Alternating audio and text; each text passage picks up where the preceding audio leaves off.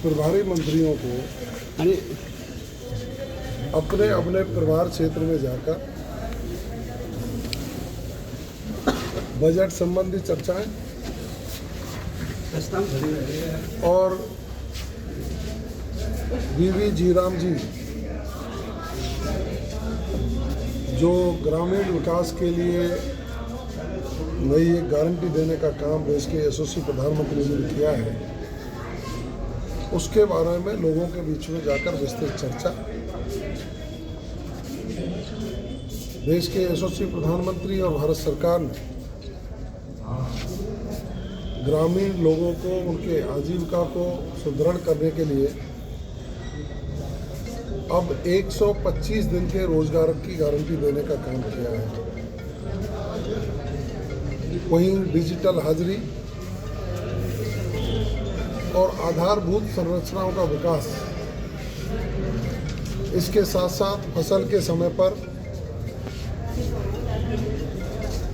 जब कहीं मजदूरी की दिक्कत आए तो राज्य सरकारों को उसके लिए भी अवगत किया है कि किसान को भी परेशानी नहीं हो और मजदूर को भी मजदूरी मिले। इन सारी चर्चाओं को लेकर हम लोगों के बीच में जा रहे हैं। बहुत अच्छा रेस्पॉन्स आ रहा है। अभी मैं अधिकारियों के साथ चर्चा करूंगा, फिर रात्रि चौपाल का भी कार्यक्रम रखा गया है। ये हमारी सरकार की एक कार्यशैली है।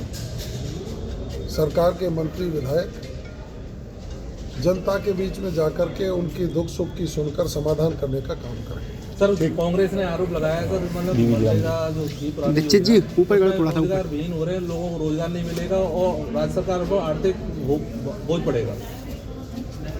देखिए, कांग्रेस के पास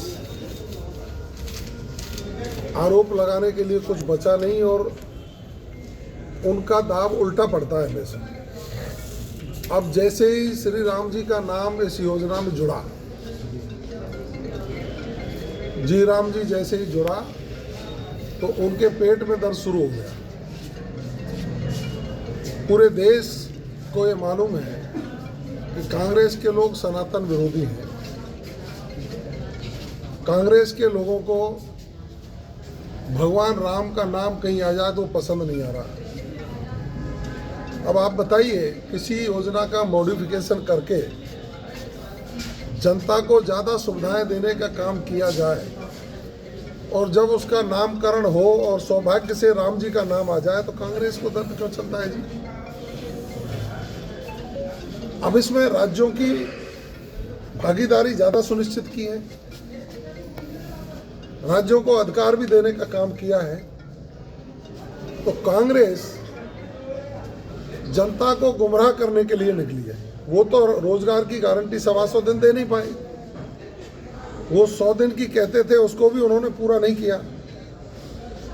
लेकिन देश के प्रधानमंत्री जी ने इसको व्यक्ति की आजीविका से जोड़कर नया संशोधन करके आम जन को, हमारे मजदूर को ज़्यादा दिन रोजगार की गारंटी दी है और भुगतान की गारंटी दी है। इसको जनता समझ चुकी है और कांग्रेस इस पर भी बैकफुट पर आई। ठीक है।